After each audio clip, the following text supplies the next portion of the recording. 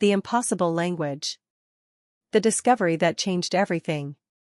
Dr. Sarah Morrison sat in her small office on Translation Station Omega, staring at data that should not exist. For 3 weeks, she had been analyzing an alien signal discovered by deep space probes. Every expert in the galaxy said the signal was random noise, cosmic background radiation with no meaning. But Sarah saw patterns that others missed. She was human, which made her unusual on this station. Most translators were Lexari, a species with perfect memory who could learn any language in days. Or harmonic, beings who communicated through sound waves and could hear frequencies no one else detected.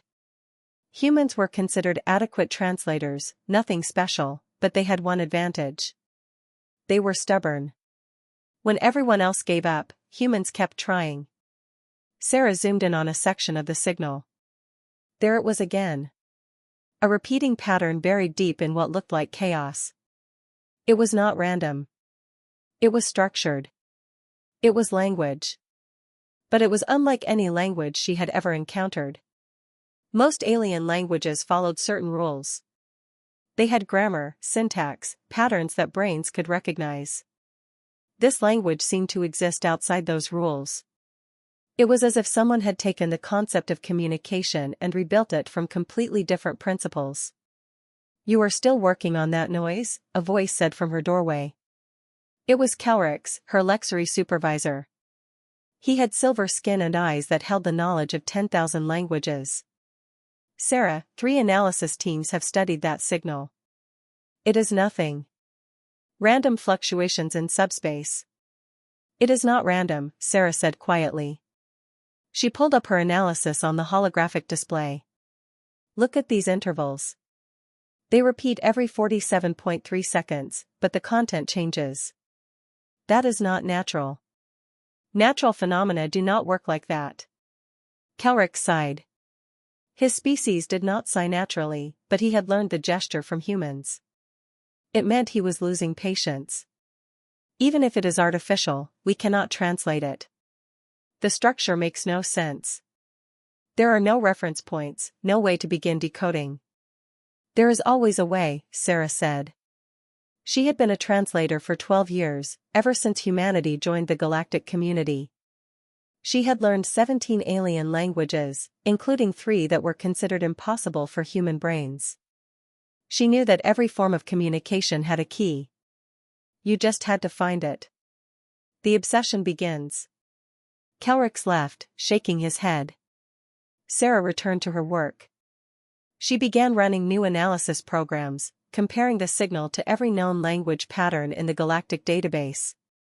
Nothing matched. She tried mathematical approaches, treating the signal like an equation. That failed too. She attempted musical analysis, thinking maybe the signal was similar to harmonic communication. Still nothing. Days passed. Sarah barely slept. She ate meals at her desk. Her colleagues avoided her, whispering that she had become obsessed. Maybe they were right. But Sarah could not stop. Something about this signal called to her. It felt important in a way she could not explain. On the 7th day, she had a breakthrough. It came not from analysis but from exhaustion. She had fallen asleep at her desk, and in her dreams, she saw the signal differently. Not as language or music or mathematics, but as something else entirely. When she woke up, she immediately began a new approach. What if this language did not describe things? What if it described relationships between things? What if it was not about nouns and verbs but about connections and changes? She rebuilt her translation programs based on this idea. Instead of looking for words, she looked for patterns of interaction. Instead of searching for grammar, she searched for flows of meaning. It took 3 more days. But slowly, impossibly, the signal began making sense. First contact. The message was old. Very old. Sarah's analysis suggested it had been traveling through space for over 10,000 years. It came from a region of space that was now empty, a void where no stars existed. And the message itself was heartbreaking. "We are the Vren," the translation began. Sarah's hands trembled as she read the words appearing on her screen. We are dying. Our sun collapsed. Our worlds are frozen. We sent this message hoping someone, anyone, might know we existed. We were artists. We were explorers. We built cities of light. We sang songs that lasted centuries. Now we are gone. But if you hear this, know that we were here. We mattered. Remember us. The message repeated over and over, broadcasting into the void for 10 millennia. A final cry from a dead civilization, hoping to be heard. Sarah sat back in her chair, tears streaming down her face. She had done it. She had translated the impossible language. But more than that, she had given voice to a people who had been silent for thousands of years. She immediately sent her findings to Kelrix, along with all her translation data. An hour later, he arrived at her office with 5 other senior translators. This cannot be real, one of them said, studying Sarah's work. The translation matrix makes no sense. You are saying the Vren language operates on principles we do not understand? Not principles we do not understand, Sarah corrected. Principles we never considered. They thought differently than we do. Their brains, their culture, their entire way of experiencing reality was alien to anything in our database. That is why no one could translate it. We were looking for our own patterns in their language. Kelrix examined the translation for a long time. Finally, he spoke. If this is accurate, you have not only translated an impossible language. You have developed an entirely new method of translation. One that allows us to understand species who think in ways we cannot imagine. That was not my goal, Sarah admitted. I just wanted to hear what they were saying. The response. News of Sarah's translation spread across the galaxy within days. Scientists wanted to study her methods. Linguists demanded access to her programs. The Galactic Council called an emergency session to discuss the implications. If humans could translate languages based on completely alien thought patterns, what else might they discover? But Sarah was not interested in fame or recognition. She was focused on something else. The Vren message contained coordinates. The location where they had sent the signal from. She wanted to go there. She wanted to see their world, even if it was dead and frozen. That region of space is dangerous, Kelrix warned her. There are gravitational anomalies, collapsed stars, debris fields. No one goes there. Then no one has been able to properly honor the Vren, Sarah said. They asked to be remembered. I want to remember them. Kelrix was silent for a moment. Then he made a decision that surprised everyone.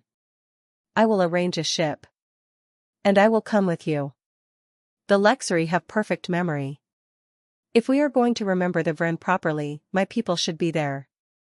The journey took 3 weeks. Their ship, the Memory Keeper, traveled through some of the most desolate space in the galaxy. They passed dead worlds and shattered moons. They navigated through asteroid fields that were once planets. Finally, they reached the coordinates. The Vren home system was a graveyard. 3 frozen worlds orbited a collapsed star. No light reached them. No heat sustained them. They were tombs floating in darkness. Sarah and Kelrix, along with their crew, put on environmental suits and descended to the largest planet. The surface was covered in ice kilometers thick. But their scanners detected something underneath. Structures. Cities. An entire civilization preserved in frozen silence. They found an entrance, an ancient airlock that still functioned after 10,000 years. Inside, the temperature rose slightly. Not warm, but not the absolute zero of the surface. And there, preserved perfectly in the cold, was Vren civilization. Buildings that looked like frozen music. Art that seemed to show emotions rather than images. Libraries full of data crystals containing their history, culture, and knowledge. They wanted to be remembered, Sarah whispered, her voice echoing in the empty halls. They left everything here, hoping someone would find it. The promise. Sarah and Kelrick spent 2 months on that frozen world. They cataloged everything they found. They recorded every piece of art. They copied every data crystal. The Vren had been a peaceful species. They had never developed weapons. They had focused all their energy on creating beauty, understanding the universe, and exploring the mysteries of existence. When their son died unexpectedly, they had no way to save themselves. So they had done the only thing they could. They had tried to make sure their existence meant something. Back on Translation Station Omega, Sarah established the Vren Memorial Archive. It contained everything she and Kelricks had discovered. But more importantly, Sarah began training other translators in her new methods. She taught them how to approach languages that seemed impossible. How to set aside their own assumptions and truly listen to alien minds. How to find patterns in apparent chaos. Students came from every species in the galaxy. They learned that translation was not just about converting words. It was about understanding fundamentally different ways of thinking. It was about building bridges between minds that evolved in completely different environments, under different stars, with different challenges and dreams. One day, 5 years after her discovery, Sarah received a message from a deep space probe. Another signal. Another impossible language. This time, it came from a species that was still alive, still broadcasting, still hoping someone could understand them. Sarah smiled. She knew exactly what to do. The Vren had taught her the most important lesson. No voice should go unheard. No species should face the universe alone. And humans, with their stubborn refusal to give up, their ability to think in creative and unexpected ways, had a special role to play. They could be the bridge. They could be the ones who listened when others stopped trying. Sarah began working on the new signal. It would take time. It would take patience. But she would succeed. Because that was what humans did. They kept trying when others gave up. They found ways when others saw only obstacles. They heard voices in the silence. And they made sure those voices were never forgotten. The living archive. An unexpected visitor. 3 years after establishing the Vren Memorial Archive, Sarah received a visitor who would change everything. She was in her office, training a young harmonic student in advanced translation techniques, when her door chimed. A figure stood in the hallway, wearing an environmental suit that was clearly not standard issue. It was covered in symbols Sarah did not recognize. "Dr. Morrison," the figure said through a translator. The voice sounded mechanical, filtered through multiple layers of technology. "I am Ambassador Thren of the Isolated Worlds.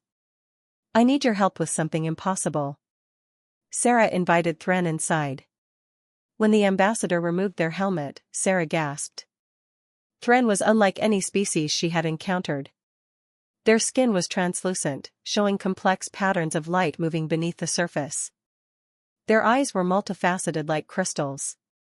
They had 4 arms, each ending in delicate fingers that seemed to phase slightly, as if not entirely solid. "The Isolated Worlds?"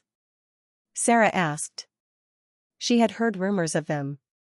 Species that had chosen to avoid the galactic community, preferring to develop independently. Most people assumed they were myths. "We exist," Thren said with what might have been a smile. "We have watched the galaxy for centuries. We avoid contact because we are different. Too different. Most species find us disturbing, incomprehensible. But we have been following your work with great interest, Dr. Morrison. You translated the Vren language. You understood minds that no one else could reach. What do you need?" Sarah asked, intrigued despite her confusion. Thren's expression became serious. "There is a species in our region of space. We call them the Silent Ones. They have been trying to communicate with us for 50 years. But their language, their very way of thinking, is so alien that even we cannot understand them. And we have tried. We fear that if we cannot establish communication soon, there will be conflict. Misunderstanding breeds fear. Fear breeds violence. Journey to the unknown." 2 days later, Sarah found herself on a ship traveling beyond mapped space. Kelrix had insisted on coming. So had 5 of her best students, representing different species and different ways of thinking. The journey would take 4 weeks, traveling through regions the galactic community had never explored. "Tell me about the Silent Ones," Sarah asked Thren as they traveled. "They exist in a way we do not fully understand," Thren explained. "They do not have physical bodies as we know them. They are patterns of energy that somehow maintain consciousness. They can interact with matter, manipulate it, even create physical forms when needed. But their natural state is something we can barely detect." Sarah's mind raced. Energy beings were theoretically possible, but no one had ever encountered one.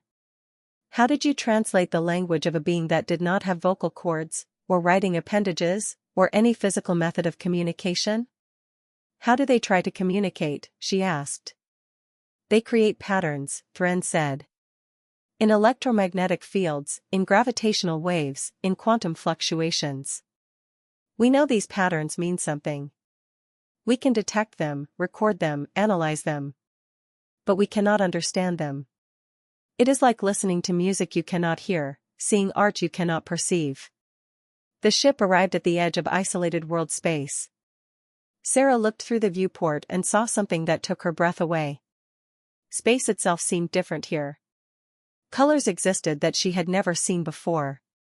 Structures floated in the void that appeared to be made of pure light. And everywhere, patterns danced through space itself, beautiful and incomprehensible. "Welcome," Thren said quietly, "to where the galaxy becomes strange. Meeting the Silent Ones." The isolated worlds had established a research station specifically for studying the Silent Ones. It orbited a planet that seemed to shift between solid matter and pure energy. Sarah and her team spent the first week simply observing.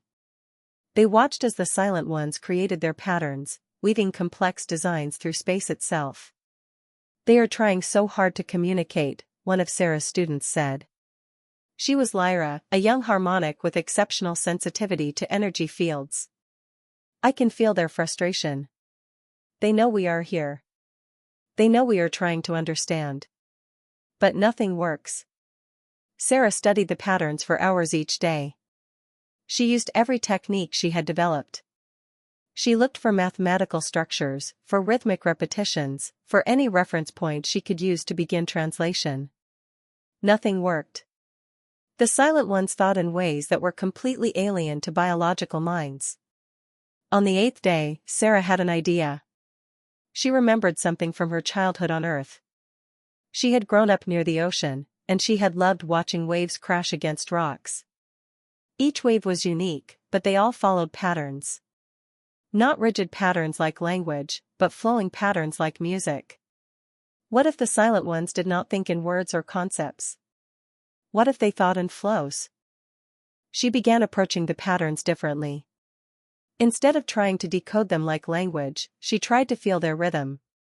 She stopped looking for meaning and started looking for emotion. And slowly, incredibly, something clicked. The patterns were not sentences. They were feelings. The Silent Ones did not describe their experiences. They shared them directly, creating patterns in space that allowed others to feel what they felt. "It is not language," Sarah said excitedly to her team. "It is empathy. They are emotion made visible. They are trying to share their experiences with us, not tell us about them." The breakthrough. With this understanding, Sarah and her team developed a new approach. They could not communicate with the Silent Ones using traditional language. But they could respond to emotions with emotions. They created their own patterns, using technology to generate electromagnetic fields that expressed simple feelings. Curiosity. Friendship. Understanding. The Silent Ones responded immediately. Their patterns changed, becoming more complex, more excited. They had been trying to establish this kind of connection for 50 years. Finally, someone understood. Over the next weeks, a strange dialogue developed. Sarah's team would create patterns expressing questions or ideas as feelings. The Silent Ones would respond with patterns that shared their experiences. It was not conversation in any traditional sense. It was something deeper, more fundamental. It was consciousness reaching out to consciousness, finding common ground in the simple fact that both sides wanted to connect. Through this exchange, Sarah learned incredible things. The Silent Ones were ancient, far older than any biological species in the galaxy. They had existed for millions of years, watching civilizations rise and fall. They were lonely. They wanted friends, partners, others who could share the universe with them. But their very nature made that impossible. Until now. They have a gift for us, Lyra said one day, interpreting a particularly complex pattern. They want to show us something. Something about consciousness itself. The Silent Ones created a pattern that enveloped the research station. For a brief moment, Sarah felt something impossible. She felt what it was like to be energy, to exist without physical form, to experience the universe directly without the filter of biological senses. It was overwhelming and beautiful and terrifying all at once. When the pattern faded, Sarah understood. The Silent Ones were not just trying to communicate. They were trying to teach. They had knowledge about consciousness, about existence itself, that biological species had never imagined. And they wanted to share it. The Universal Archive. Sarah returned to Translation Station Omega with a new mission. The Vren Memorial Archive had been about preserving the past, remembering a dead civilization. But what if they could create something bigger?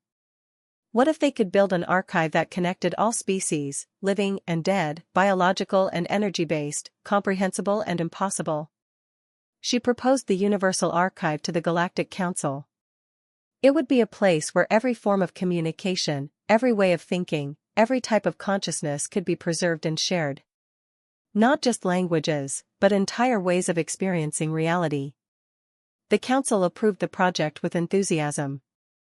The isolated worlds contributed technology. The Silent Ones provided knowledge about consciousness itself.